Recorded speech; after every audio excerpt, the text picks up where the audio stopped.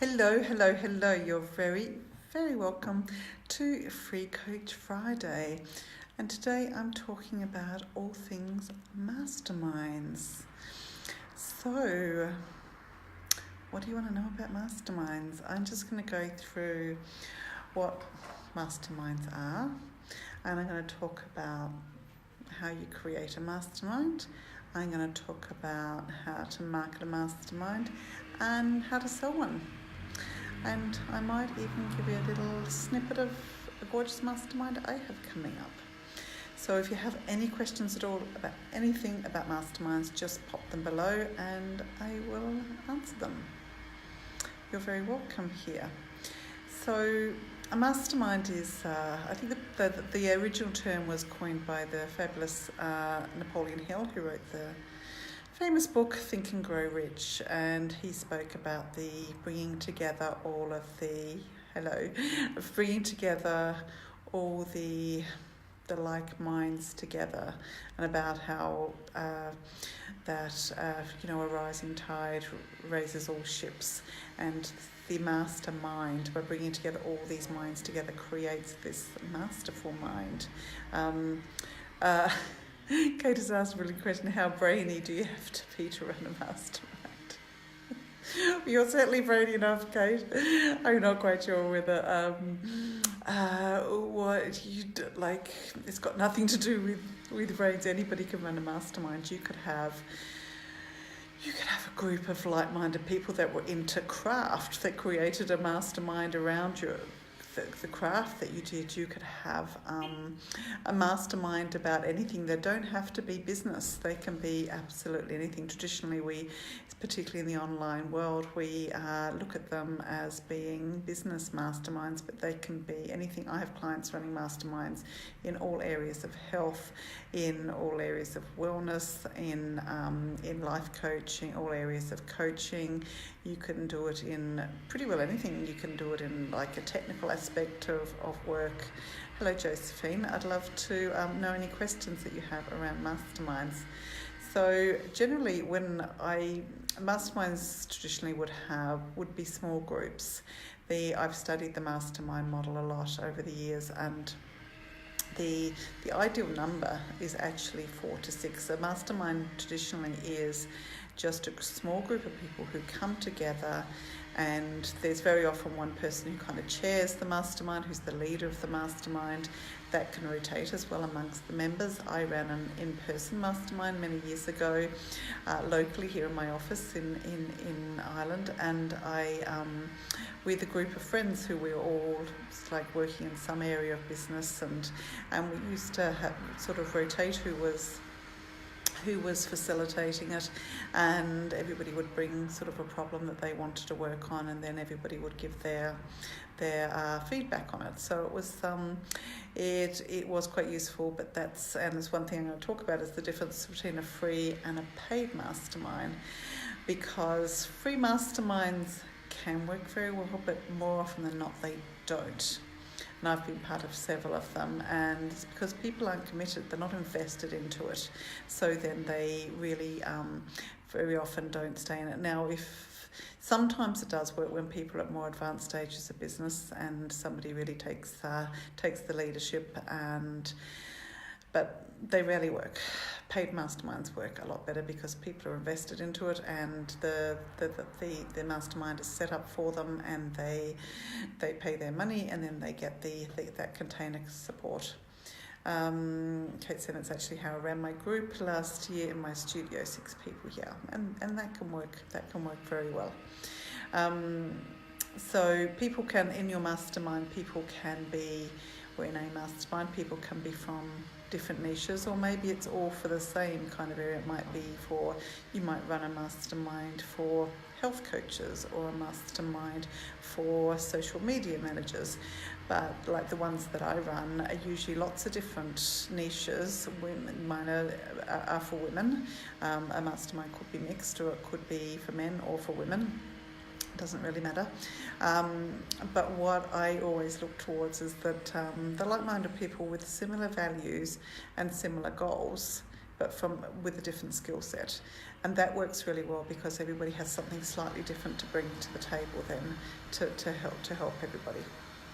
So they can be in person or they can be virtual, or sometimes there's a mixture of both. Like some masterminds might be purely a quarterly meetup for a day, and sometimes they can be 50 or 100,000 for a 1 day quarterly meetup or a 2 day quarterly meetup in a city somewhere, and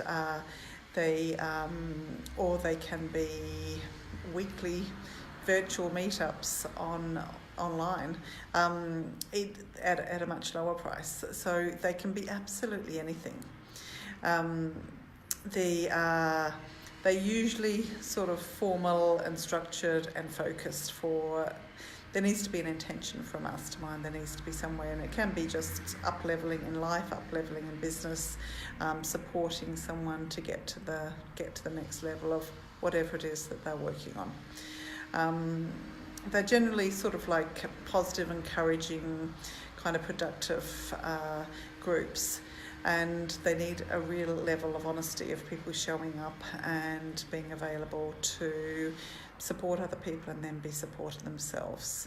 There's usually in a mastermind, there's normally kind of hot seats or some people getting a certain amount of time for them to work on their problem or challenge they have at that particular time. So as I said earlier, traditionally there will be 4 or 6 people in a mastermind, and that gives enough time. Say there's a 90-minute or 2-hour call, there's enough time then for everybody to have a certain chunk of time to talk about what it is that they bring to it. Now, in some more traditionally run masterminds as well, the person that facilitates it and the person who's being paid for it, there's one model that I know of, someone who is very experienced in masterminds, and she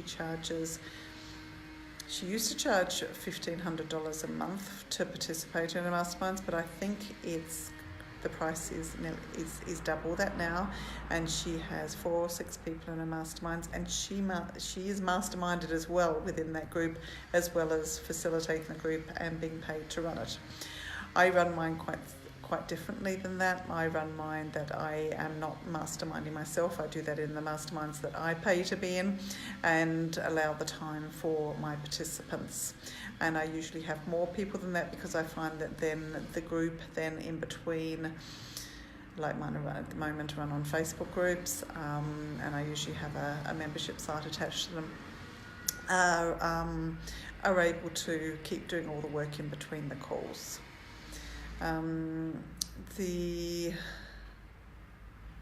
Sabrina's asking, do you think a mastermind can have 8 people over 3 months, giving all hot seats and also one-on-one session? You can, but I wouldn't do.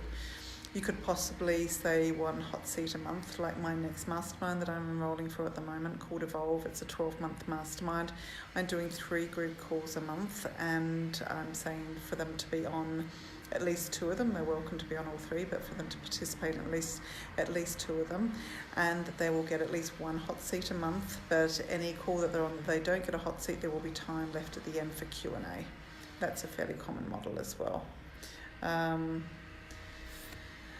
Okay, it's saying put them through a coaching process to identify where they wanted to prioritise change in their lives, and then I facilitate them to help each other in the process to make or create real change in their life. Yeah, that sounds fabulous, Kate. Most masterminds these days are a hybrid between traditional masterminding and group coaching. So there's a coaching aspect there from the leader. You're welcome, Sabrina. So Sabrina, you can absolutely. I had my first 2 masterminds that I ran. They were 9 months long each, and and I wouldn't recommend doing your first one at 9 months. That's quite a long time period to hold that container of space. I think going 3 or 4 months is plenty for your first mastermind. And I had 8 people in those, and that number worked really well. And the calls were 90 minutes long, and usually there'd be between 5 and 7. Sometimes all 8 of them would be there, but not always. And I would just divide however much time there was between how many participants there were. And particularly if you've got some people that tend to be very chatty, and maybe take over a little bit, well then it can be really useful just to even have a timer on. Some people are appalled when I said I used to do that, but it really helped have that, like the say they would have 11 minutes each. After 10 minutes the timer would go off, so then you had a minute to wrap up before the next person, just to be fair to everybody, because there can be some people that are a lot quieter, tends to be more the introverts that just can be left out, and that's not really fair.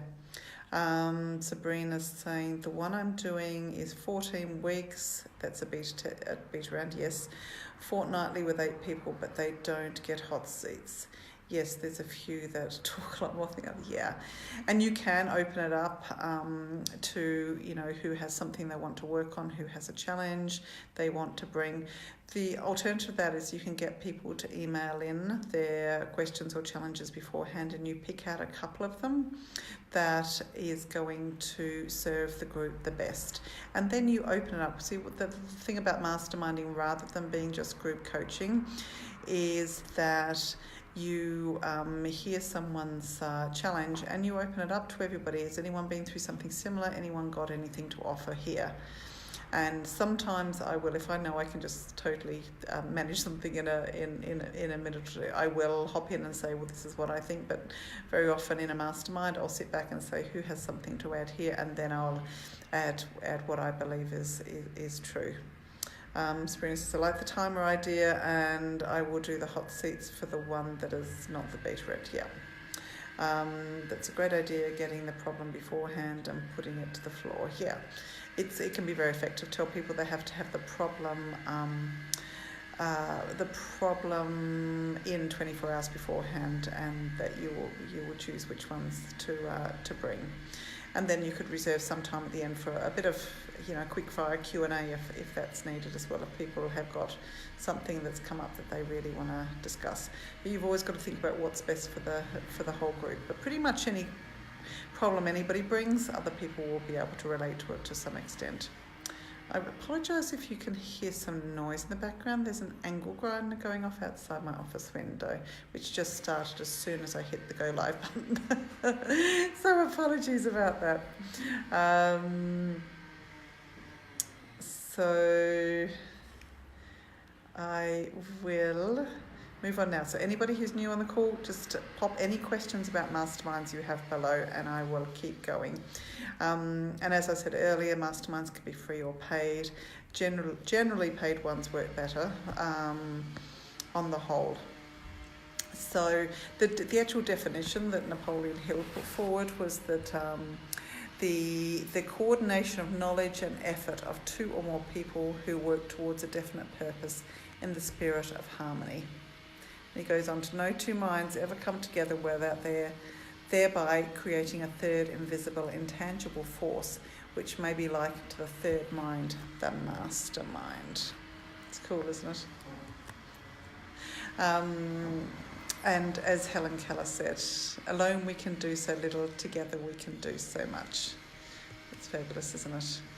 So benefits of masterminds, they offer support, the guidance of a leader, accountability to a certain extent, healthy competition.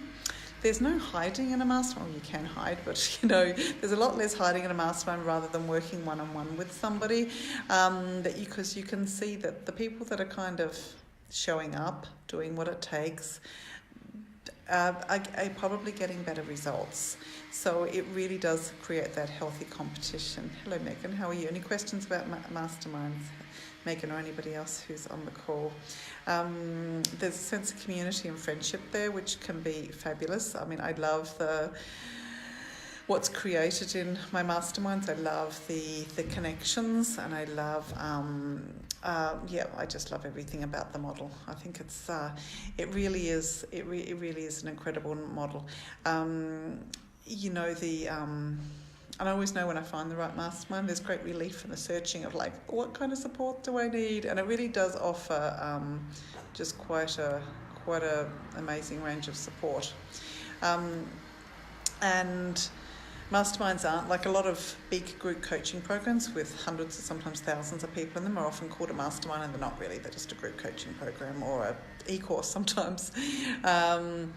And also, they're not a place, masterminds aren't a place where it's all about you. It's a bit like, as they say, there's no I in team. It's about the group. And for the more you bring to a mastermind, the more you offer other people, the more you support you give, the more you actually get back yourself. I really see that. And the more sort of vulnerable you're willing to be and be really honest and truthful about where you're at, the more you progress.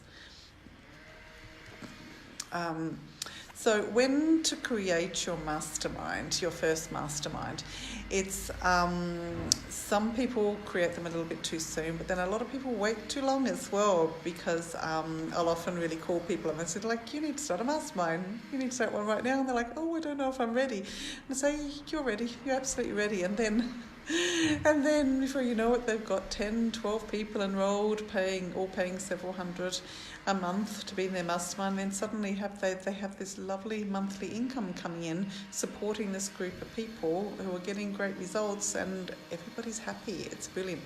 They are really a very good way of leveraging your business. So if you're not sure, speak to your coach, speak to somebody about it, like to see if you're ready for this. Particularly if you're getting full with one-on-one, that's a really good time. If you've been doing one-on-one for quite some time, and your people have had enough one-on-one, but they need a little bit more support, and you want to offer them the next level, it can be just the most fabulous container of support. And then when you get a lot of people, when they've been doing one-on-one for quite a while, they start to get a little bit jaded by it and start to feel like, oh, it's just like when they look at their diary and see all these one-on-one calls in there, and it's time to them to leverage to a mastermind.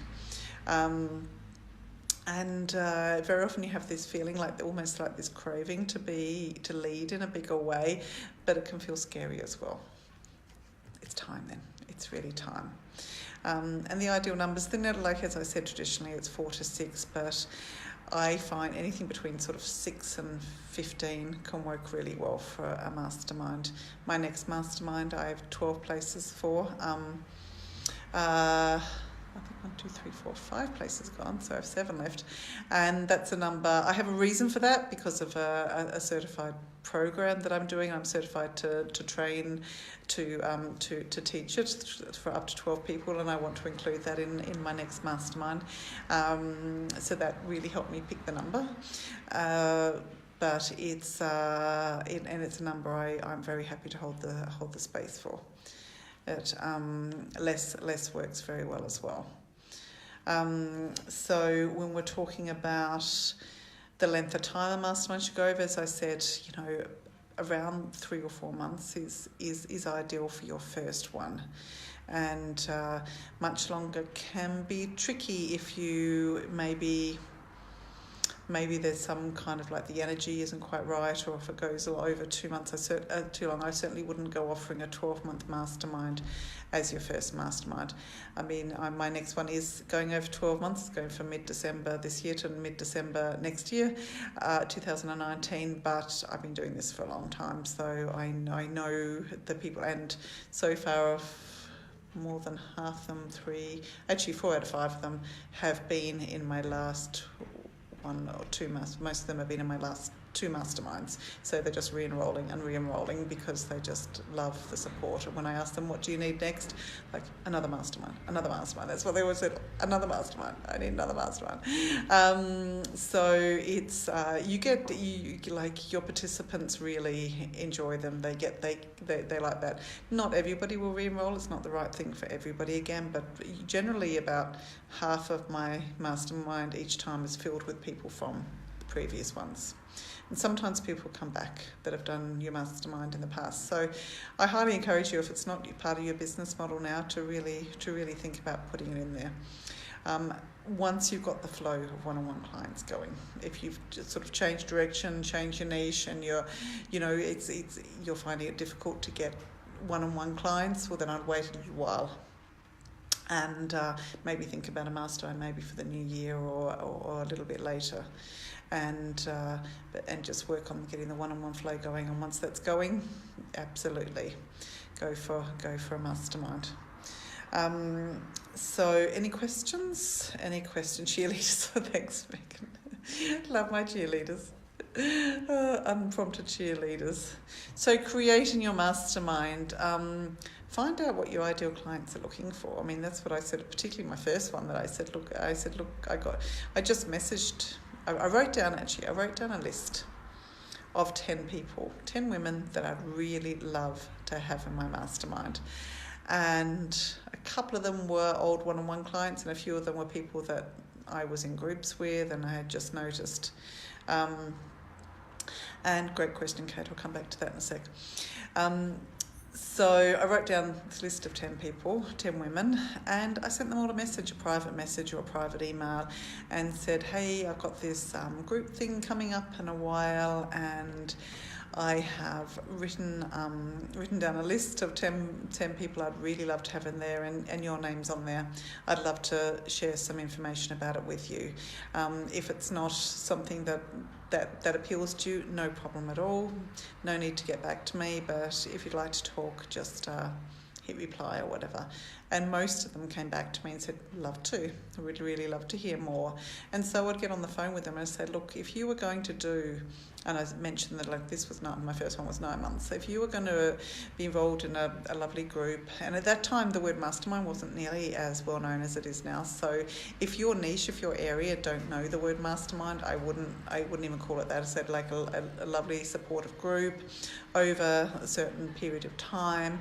I'd love to know what would you like that to look like? What would you like included? What would you like it to be like? And most of them sort of nearly described what I was thinking of offering. And I'd already kind of mapped it out, and with a fortnightly call, like 2 group calls a month, how many people are going to be in there, whether it had one-on-one or not. And it's something I would ask them and say, would you want one-on-one? So like for my next one for Evolve, for my 12-month next mastermind, I'm including 6 one-on-one sessions, because I'm finding that was just like, it just came to me. I thought 6 one-on-one sessions over the year, because they get a lot of time with you in the group calls and everything. And that pretty much describe it. And I think with my first one, I ended it with a lovely group in-person VIP day, and they had a good VIP session at the beginning. And my first one was, I think it was $5,000 for a 9-month mastermind. That was my first one. And that was, and it was really successful. Some of them, I have one of them still working with me now, all these years later. She's done 3 of my masterminds, worked with me one-on-one several times, been to 3 of my retreats. Yeah, they just it's a great container. Kate was saying, how many hours would you put in every month? I've never actually measured it, Kate. There'll be the group calls, and it could be different depending on the numbers. Like if I have 15 or so, well then there might be 2 different times of calls twice a month. So there could be 2 or 4 calls a month. I may or may not do weekly office hours as well. I would be in the group a good bit. I'd be in there every day, in the Facebook group, commenting on things. But I now have a team, like I have Heather who comments on things for me, and she'll flag anything for me as well, so that helps. So there's those hours that my team are doing. I've got Liz as well that does a lot of the techie stuff. She's just coming back from maternity leave, so she'll be doing more of that stuff. I would say on average it would probably be 5 to 10 hours a week. It depends if there's one-on-one calls as well. Like on average, I suppose my masterminders would have 1 call a month with me. So that could be, I'd say somewhere between 5 and 10 hours a week. And it's my main income. My masterminds are my main income source. They're my biggest income stream. Definitely. Sabrina says, one thing I'm thinking about is upping my havingness for an assistant. Yes, when you think about the 3-month mastermind. Yep, because you'll be teaching other programs simultaneously. Biggest challenge, not the teaching part or the generation content, but more remembering dates and having things. Yeah, you really need good support if you're adding in like lots of teaching components and things like that. Kate, yeah, absolutely fine if it's the main income. Yeah. I mean, can have between 5 and 10k a month coming in from masterminds. So that can be from one mastermind. So it is where like I kind of move in. But another thing about masterminds that I'd love to share with you is that I've had to really learn to sit on my hands in masterminds and actually let other people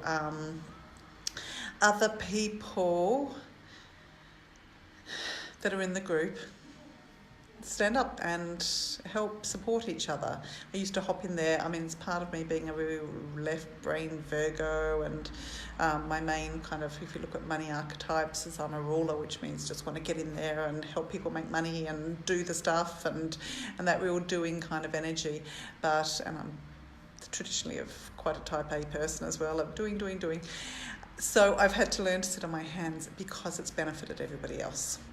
So I now, I put my phone on airplane mode most days between 9 p.m. and 9 a.m. And then if someone's, particularly if, like masterminds, I normally have people in them in European time zones, Australian and US. So there could be somebody post when I'm in bed and then people answer it kind of all night long, and they'll get up in the morning and think, oh, it's all wonderful, it's all done, it's all good. And I can add something or say, like, you guys got this, and I don't have to comment on everything. Kate says, I have lots of experience at facilitating groups, so that's not a problem. No, it's not a problem at all. And it's just a matter of, I think, Kate, as you get your online part of your business really flowing, you're going to be able to, really create some fabulous online groups, yeah. You absolutely are.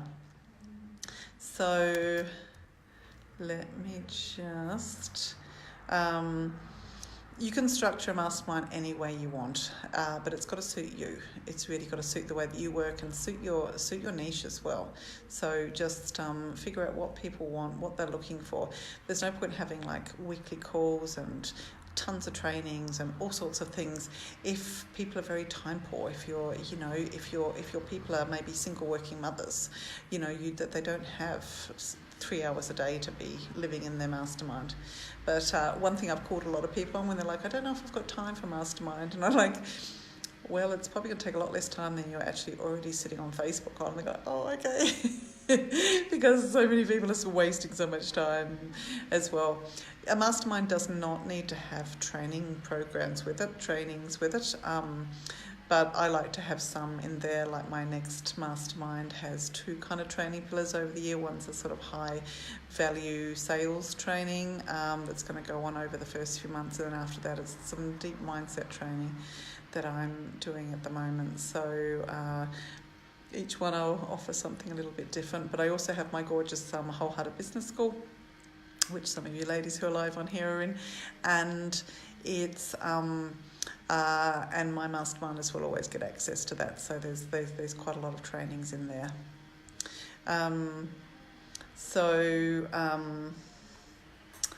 Marketing your mastermind is very similar to anything else you market. It's about being visible, being consistent, but it can be done in a really easeful way. I'm having the most beautiful, easeful launch of my gorgeous Evolve, and I've set the intention that there's going to be no hustle. There's going to be, my gorgeous PA is working on a sales page, but I'm not relying on a sales page for it or doing any massive marketing for it. It's about having the right people and having and it's coming from the connections that I've built up and relationships that I've built. And you can do that with masterminds. It can be very often people that are already there. They already know about you. That I'm going to be emailing my list in the next few days and inviting them to apply. But it's about enrolling the right people. You don't want to be just like bums on seats at any cost. You really want to have the right people in there. and it's I've seen a lot of people just really hustle to get anybody into their mastermind, and then they have trouble then with their mastermind because it's not been the right mix of people that are in there. So it's important to really get a feel for and really know who is the right person for your mastermind, and that's who it's available for, and not be afraid to say no out of fear that maybe you won't fill that place otherwise. Not true, you will. When it comes to the charging, a lot of people ask what they can charge for a mastermind, and there's no rules with that. There's no rules about what you can charge. You can charge whatever you want. Masterminds go from being free to being 100,000 or more for a year. I think Tony Robbins' mastermind is 1,000 or 1,000,000 or something there are many masterminds out there that are like 100,000 a year. There's other ones that and plenty that are 15,000, 20,000 a year.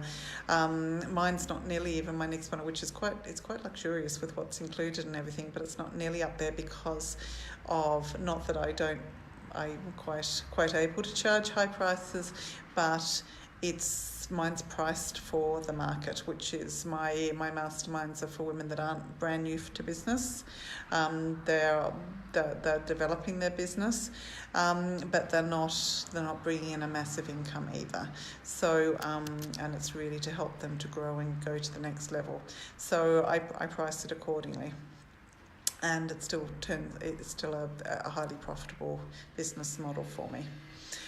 You've got to really look at representing the value and positioning yourself in the marketplace where you want to be.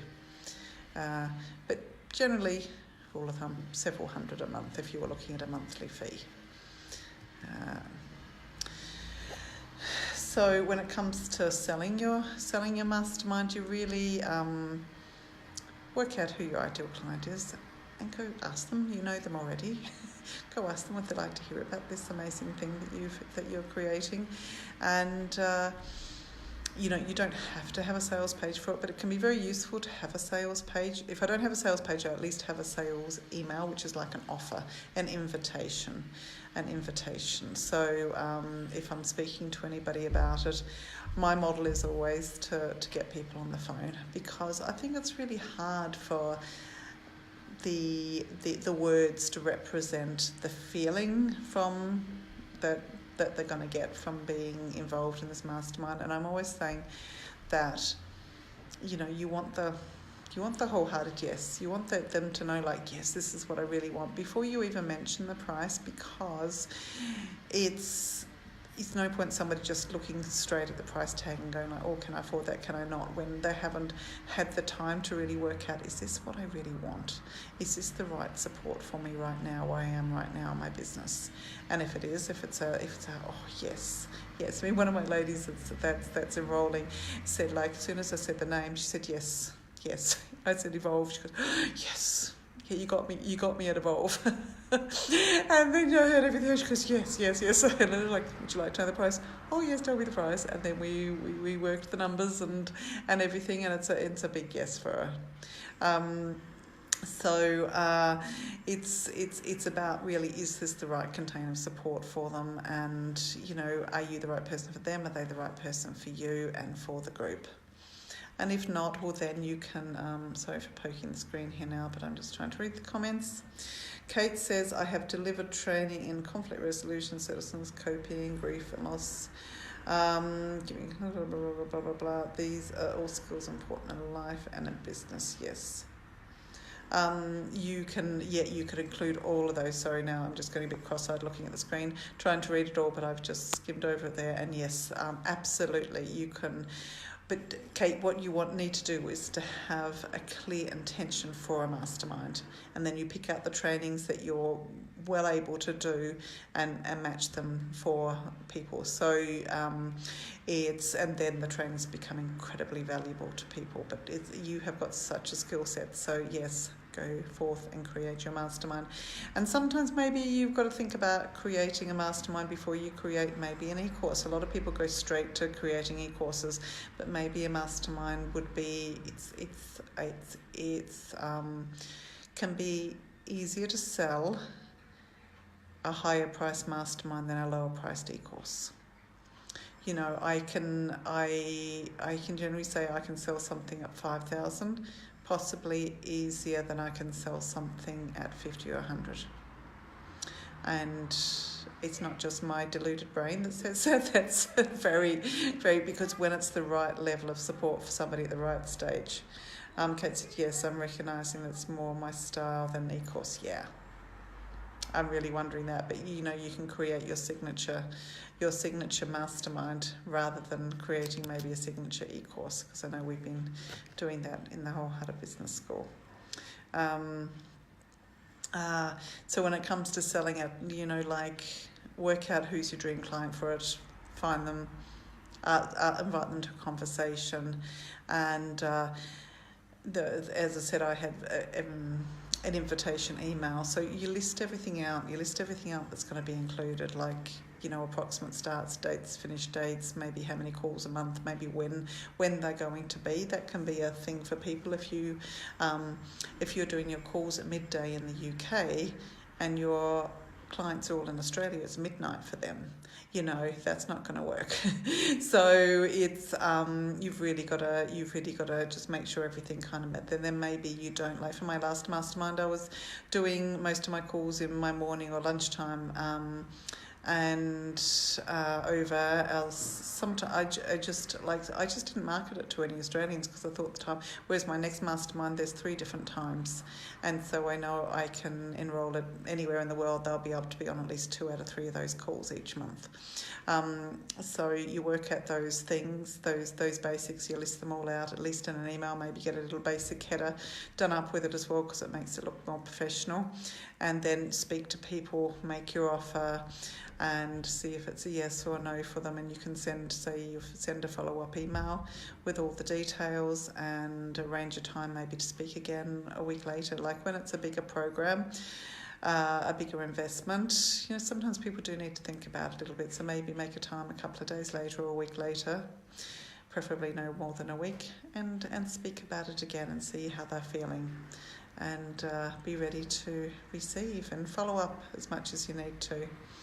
9 a.m. is 9 p.m. in New Zealand, and I don't know about New Zealanders, but I know Australians, and that's really late for them. They're thinking about going to bed then, because they're generally up at 5 or 6 o'clock in the morning, particularly during summertime.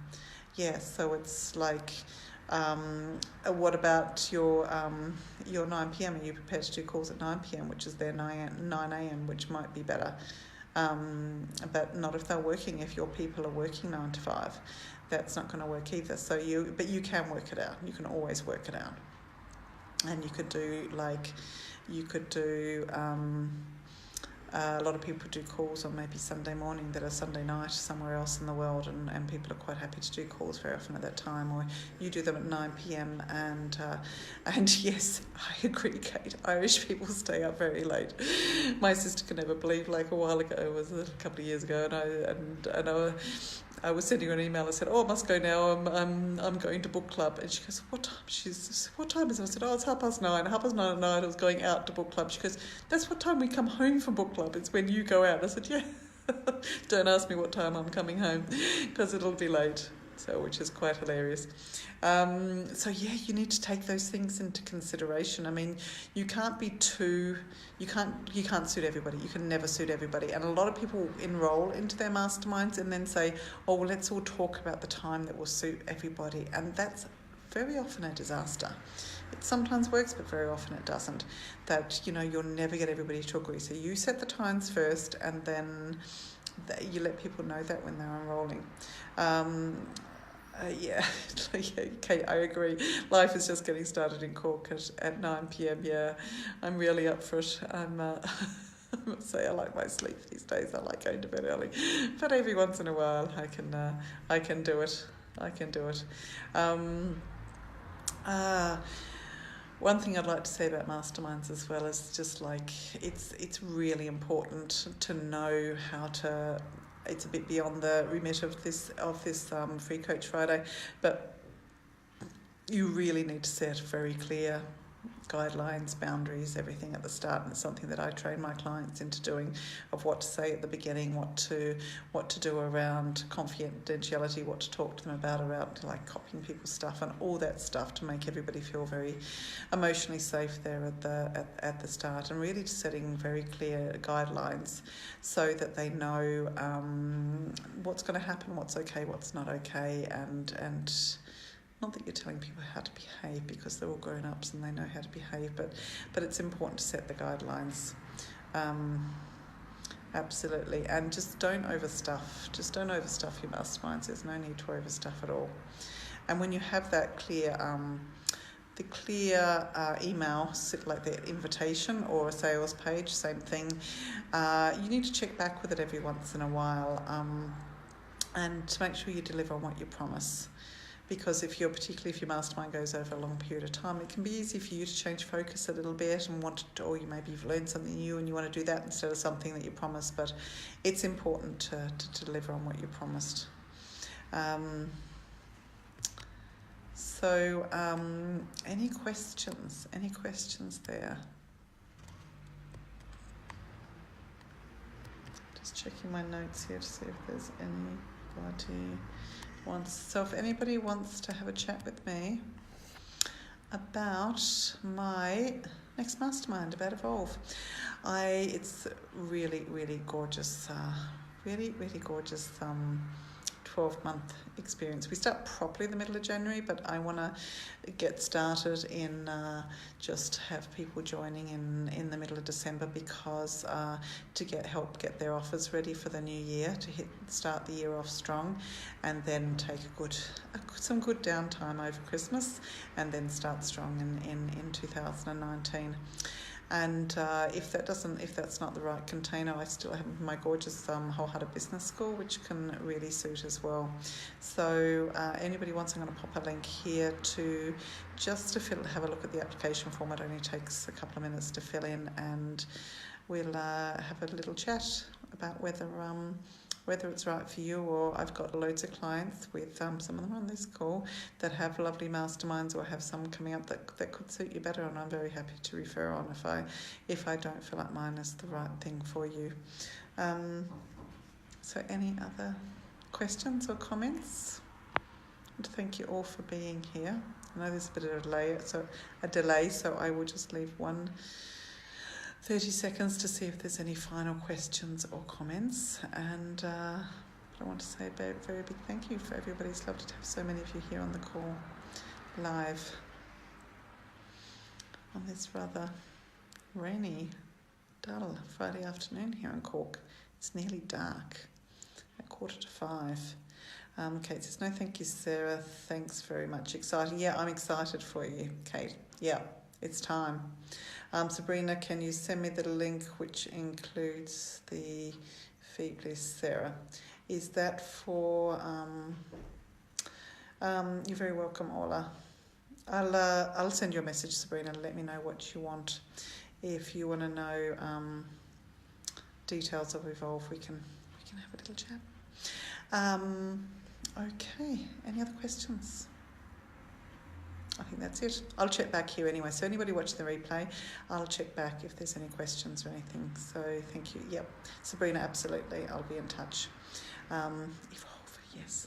Lovely name, isn't it? Kate's off to Portugal at the end of next week for a gorgeous break. Enjoy. And yes, I'm off to Australia next week for a break with my family. A break. Yes, it will be a break, a change of scene. I'll still be doing some work there. You're very welcome. You're all very welcome. Thank you for being here. Take care. Bye for now.